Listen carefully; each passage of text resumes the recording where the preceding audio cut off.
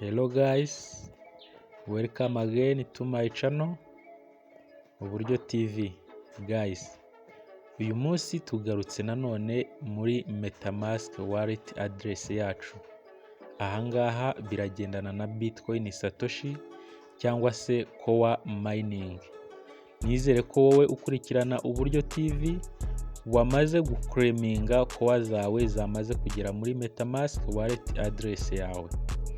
Reka twongere dushimire we wakoze subscribe ku Buryo TV, waradushyigikiye cyane, like, share na comment nabyo ni ingenzi, ni ukudutera ingabo mu bitugu. Kandi nawe utarakora subscribe turagusabye ko wakora subscribe, nyamuneka ukore subscribe ku Buryo TV kugira ngo nawe ujye urushaho kubana natwe mu biganiro bica ku Buryo TV umunsi ku wundi. Iyi channel izagufasha n'iki wakora muri telefone yawe, muri smartphone yawe, ku buryo hirya y'ejo cyaguhindurira ubuzima, gishobora guhindura imibereho yawe warabikoreye muri telefone. Twibanda cyane cyane kuri mining zikorerwa muri telefone zacu. Ahangaha tukagaruka kuri mining ya PI network ndetse na Bitcoin Satoshi n'izindi twazivugaho, ariko nanone izi nizo z'ingenzi kuko zose ntitwazivugiraho icyarimwe. Ari nayo mpamvu uyu munsi tugarutse muri Bitcoin Satoshi ngo tukwereke wowe waclaiminze amakoa yawe, wowe wagejeje koa zawe muri MetaMask wallet address, tukwereke uburyo uri buzikorere delegation, uri buzikorere staking. Murabizi ko koa yaraye igiye hanze, ariko icy'ingenzi nuko wakora staking kugira ngo koa zawe zigira umutekano, uzazigurishe ziri kugura menshi. Urajya ku turongo dutatu hejuru, ukigera muri MetaMask urakora ku turongo dutatu, hanyuma nugera ahangaha ku dashboard urabona ko hari wallet hakaba na browser. Wowe urakora hano handitse browser, uraza hano handitse browser. Ahangaha tugiye kukwereka uko wakora delegation ya koa zawe wamaze guclaiminga zageze muri MetaMask wallet address yawe.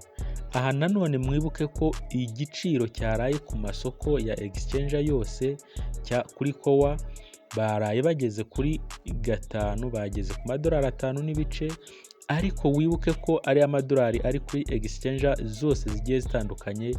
Nta giciro na n'uyu munsi na n'iyi saha koa Dore yari yatangaza. Biriya ni ibiciro bya exchange ku ruhande rwazo. Koa Dore nta giciro cya koa imwe irashyiraho. Ntimugire ikibazo, icy'ingenzi stakinga koa zawe ube witurije. Biriya ntabwo baravuga ngo agaciro ka koa imwe kangana gutya, ni ukuba utegereje wowe ukamenya icyo koa Dore izatangaza nyuma y'izi staking turi gukora, kuko nibyo by'ingenzi. Ugifungura ahangaha rero urasangamo iyi dashboard kubera ko wari umaze gukora claim ya airdrop.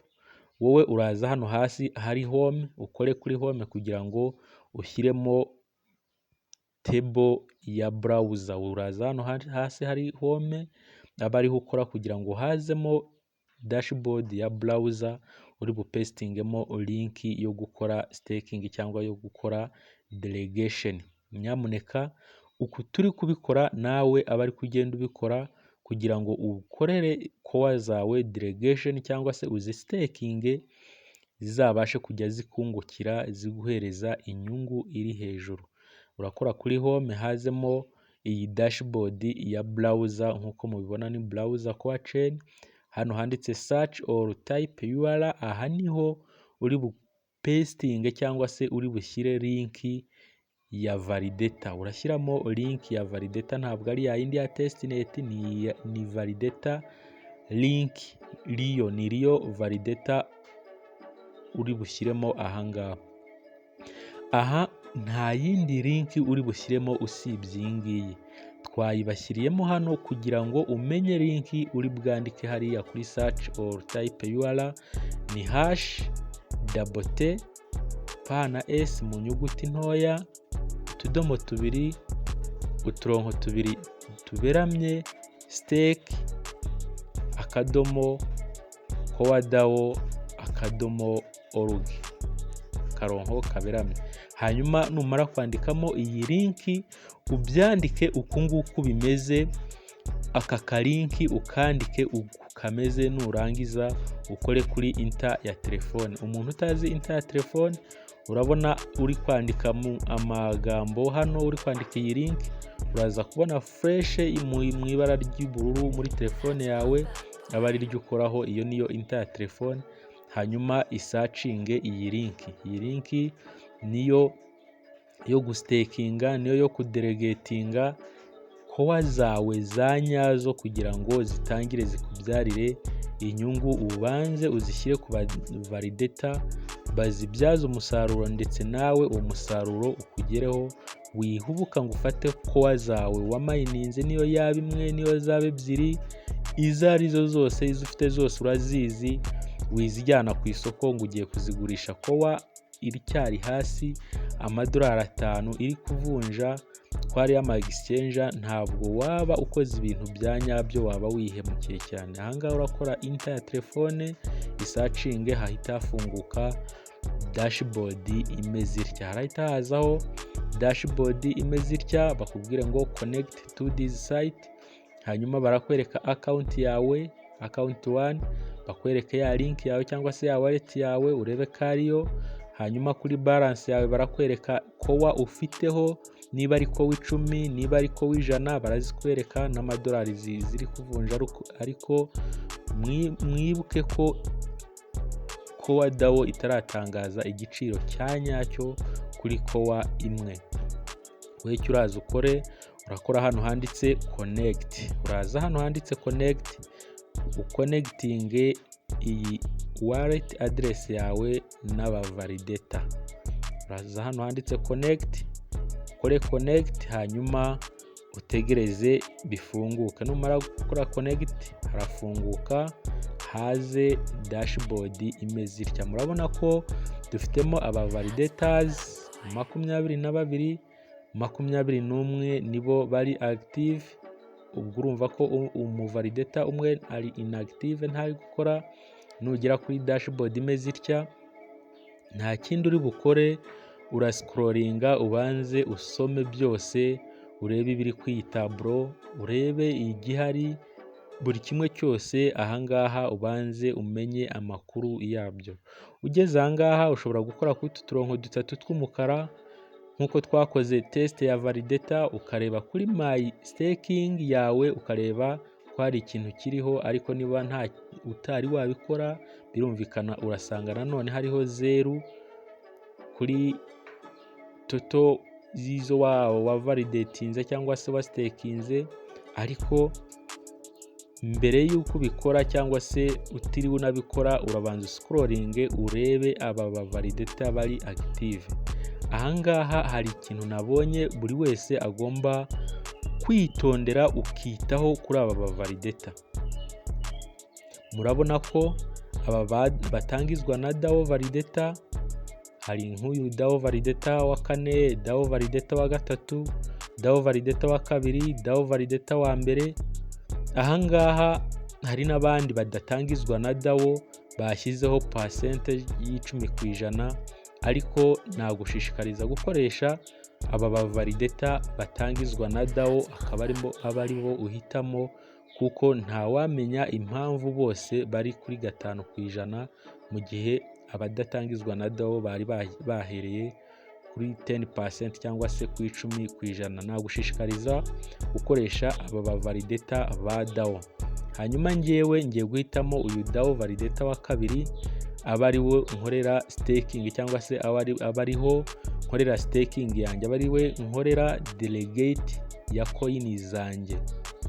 Nawe urahitamo umwe muri aba validator ushaka umukoreho. Hanyuma nafunguka biraza bimeze bitya. Urabona ko nakoze kuri DAO validator wa 2, hanyuma urakora delegate. Urakora hano handitse delegate kugira ngo utangire delegating coin zawe, cyangwa se utangire ustaking zimwe muri core zawe, uzibike ube uzishyize ahangaha bajye bakungukira. Ahangaha ukoze kuri delegate, harahita haza aka gatebo bakwereke address wallet ya validator. Hano hasi barakwereka, urabona mfiteho 1.00. ahangaha baba bari kukubwira ko utavalidatinga coin ziri munsi y'imwe. Kowa ziri munsi y'imwe ntibyakunda, uko byagenda kose ugomba kuba ufiteho kuri balance kowa zirenze imwe. Hanyuma ahangaha ngiye kurekeramo iyi kowa. Niba ufite kowa ebyiri baguhaye ukorera delegation kowa imwe, niba ufite kowa 10 ukorere delegate kowa 9, ku buryo muri wallet yawe usigaranamo nibura indi coin imwe. Hano ukore delegate, hano urashyiramo coin ushaka bitewe n'izo ufite n'izo wamayininze, uhita ukora hano handitse delegate. Nanone urakora aha handitse delegate again. Nyamuneka uku turi kubikora nawe aba ariko ugenda ubikora. Numara gukora hariya delegate ya kabiri, barahita bakuzanira dashboard imeze itya, bakwereke gas fee bari bukate. Wibuke barakata kuri ya 0.1 batanze, ntabwo bari bukate kuri kowa zawe, barakata kuri gas fee batanze ejo hashize, nizo bari bukateho. Bivuze ngo ugomba kujya uzikoresha neza, nizishira barajya bakata kuri kowa zawe. Ahangaha barakwereka izo bari bugukate, hanyuma bakwereke n'ibyo udelegatinze totali yazo.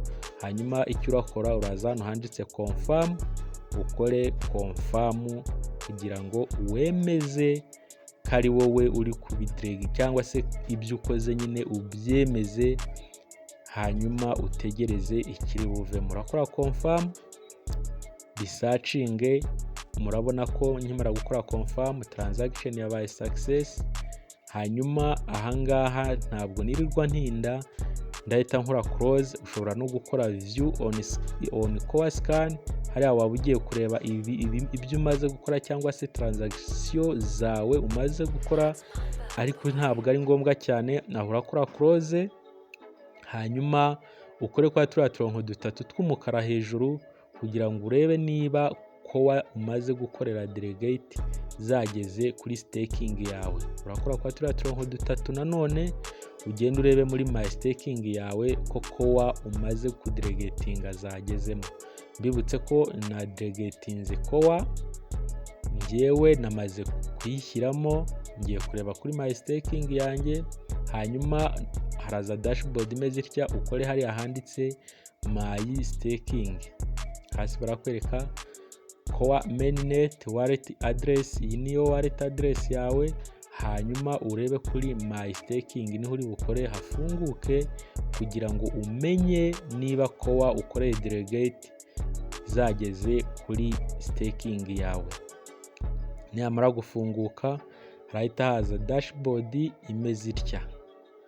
Murabona ko ahangaha hari akabara k'umutuku, hari kowa na delegatinze. Hanyuma banyereka kuba validator, ni umuvalidator umwe twakoranye nawe kuri hash ni 0, kuko ntabwo ari hash nakoreye, nakoreye kuri coin.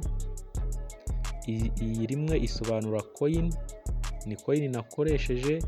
Hanyuma kuri hash ni 0, kuko ntabwo ari hash na delegatinze coin cyangwa se kowa, ari nazo ziri hariya hejuru. Hano hasi murabona ko kuri coin reward ntafiteho 0, kuko ntabwo barampa ibihembo cyangwa se ntabwo barampa amareward cyangwa inyungu ya coin maze kudelegatinga. Nyamuneka uku tubikoze nawe aba ari kugenda ubikora kugira ngo ube ubashije gusoza igikorwa. Hanyuma urakora kwa turiya turongo dutatu two hejuru, ugaruke kuri wallet address yawe, urebe coin uhasigaranye. Nge mpasigaranye kowa 1.5, iyi nyisize muri metamask wallet address yanjye.